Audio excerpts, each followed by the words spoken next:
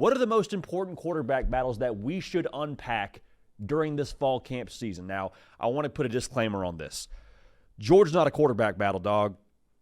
You brought Gunnar Stockton to media days. Say whatever you want around, oh, well, this guy is going to be back and forth. No, you brought him to media days. He's your starting quarterback. Understand? All right, Michigan. You could pitch me on Bryce Underwood and Mikey Keene having a battle, but you're not going to sell me on it. Pitch me all you want, but for that reason, I'm out, Shark Tank style. So these are the 5 legitimate battles that I want us to unpack together going into this fall camp season, into college football season. And we're going to go 5 all the way up to number 1 being the most important when it comes to the complexion of the 2025 season. Start with a little honorable mention action, though. Coach Drinkwitz out there at Mizzou, he was very adamant for us over at Media Days. No. We got a quarterback battle going on. Because I asked him the question during our conversation in Atlanta. I said, hey, listen, what made Bo Perbula the right guy for you? And the way that I asked that made it sound like I was saying what made Bo Perbula the right guy to be your starter. What I meant was what made him the right guy for you to go get out of the portal from Penn State. That was the wrong way to phrase that question. He was like, no, it's a battle. Sam Horn, Bo Perbula, going to go at it. The reason why this gets honorable mention for me, if you got a true dude at quarterback out there in Columbia with that schedule, we're cooking. Right now, Brady Cook was obviously a dude for you last year, but if you have it come together a little bit better and you have a true elevator at quarterback like Cook was, Missouri, I don't know. I'm just saying with that schedule, anything is possible. Shout out Jason Tatum. Shout out Kevin Garnett. At number 5, the 5th most important quarterback battle of 2025 in this fall camp season is Colorado for me. Now, this is twofold. One, it's the evolution of Colorado's roster since Deion's gotten there. Just continues to level up, continue to get better since the first year, going into now the third year. Plus the fact that the Big 12 is absolutely, it's impossible to predict. So impossible, in fact, that the folks that are in charge of the preseason Big 12 media poll just packed it up and said, we're not doing it this year.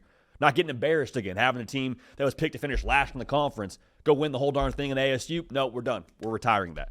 So whether it's Caden Salter or Julian Lewis, if you get a true guy at quarterback, I don't care if you're not Shooter Sanders. I don't care if you don't throw for 4,000 yards. If you are just able to run that system with the weapons that they still have in Boulder, and the roster takes another step up, and the Big 12 is wide the heck open, I'm just saying, dreams are for real if you're Colorado. The Big 12 title and the college football playoff berth. Not all that nuts to say. Between those two options and Lewis and Caden Salter, you should be feeling pretty optimistic, as everyone should right now during fall camp. But Colorado checking in at number 5. At number 4, how about Tennessee? Now, we'll get to Blurgate here a little bit later in the show, believe you me. Everyone's talking about Tennessee taking a step back and falling off the map. Tennessee, you know what they remind me of? There's a scene in Toy Story where Andy gets his Buzz Lightyear toy, and in slow motion, he's holding his Woody doll and just drops him, and it's in slow motion, says, I don't want to play with you anymore. That's kind of like the college football public with Tennessee. Nico leaves, you lose Dylan Sampson, you lose Cooper Mays, and college football public's like, I don't want to play with you anymore as a college football playoff contender. What if Joey Aguilar just goes out there and is slinging it?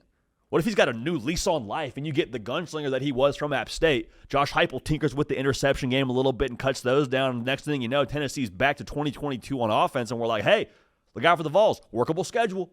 So if it's Merklinger, if it's George McIntyre, if it's Joey Aguilar, whoever it ends up being, they are a true guy, a true plus at quarterback away from being right back in the college football playoff. And at that point, man, give Josh Heupel an extra key to the city. Probably already has one key to the city. Give him an extra key just to give to house guests whenever he wants, whenever they're in town. Because Tennessee would be sitting very, very pretty at that point in time. So a massive quarterback battle to keep an eye on there. Kind of a 3-horse race. I expect it to be Joey A, but the plot thickens.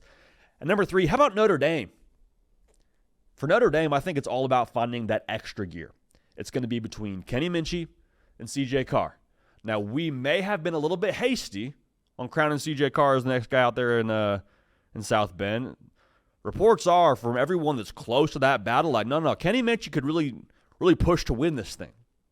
So we'll see how that whole thing unfolds. I love the mobility of a Kenny Minchie and how that could factor in. But the reason why this is so important is there is playoff / I believe national title expectations now in South Bend based on what happened a year ago and based on the way Marcus Freeman has continued to build that roster. And here's the wild thing. It's pretty warranted. It's a playoff brand defense. It's a playoff brand head coach of Marcus Freeman. I think you have playoff brand weapons now for the first time at the receiver position with Greathouse, Faison. Then you got two dudes via the portal to kind of juice things up there. The pressure at quarterback is, can you add that extra gear? Can you get us to a spot where we're not down 3 scores to Ohio State at any point? Have to claw our way back. Can you activate the weaponry? Oh, by the way, Jeremiah Love still exists. He's in this roster. Do you have a quarterback that can elevate the gear of what this offense is capable of? Because if Kenny Minchey or C.J. Carr can do that, and you pick the right guy from that battle, and the right guy steps up, like, all right, Notre Dame, all bets are off for the Fighting Shane Gillis's. Number 2, Ohio State. Now, Ohio State, you can make a case for them being number 1, and I wouldn't have too much pushback for you. The thing with them is they have entered into what I call like the 10% conversation tier in college football. What I mean by that is Ohio State, they're going to be better than 90% of the teams they play. They are better than 90% of college football like today, Junior. All right? Like that's what they're living in right now. The quarterback, though, even that discussion is like a 10%, conversation. You know how many people would give their left arm and their kickoff unit to have Lincoln Kienholz or Julian Sayin as their starting quarterback? A lot of teams. Heck, Tavian St. Clair. A lot of people would kill to have Tavian St. Clair on their roster. But the fact of the matter is, at Ohio State, that 10% is the difference between making the playoff and winning a national championship. Winning a national championship is the standard at Ohio State right now that they have set. And so for a place that expects national championships, the question is, Julian Sayin, can you make that 10% difference? Lincoln Kienholz, are you the 10% difference in this offense when it gets to 4th and goal against Michigan or 4th and goal in the college football playoff and we got to find a way to go win the game? Are you that 10% differentiator that gets us not just to be like in the top tier of college football, but to win a national freaking championship, which is where we are right now in Columbus? It's the Uncle Ben category. With great power, great responsibility. With great roster talent, with great logos, Ohio State comes great expectations, and that's where they're at right now in that quarterback battle. Don't expect an answer on that probably till like mid-August, but we'll keep a good pulse on that. And the number 1 most important quarterback battle of the 2025 season that we are dialed into for fall camp is Alabama. The reason why, if Alabama has a plus at quarterback, and if you've listened to this show or you've watched this show, you know exactly where I'm going. So hang with me. They get a plus at quarterback, does Alabama? They could win a national championship. The roster is that good. The receiver room is stacked. The defense brings back the whole band from last year with Kane Womack going into year 2. Kalen DeBoer, if you question him as a head coach, I got nothing for you.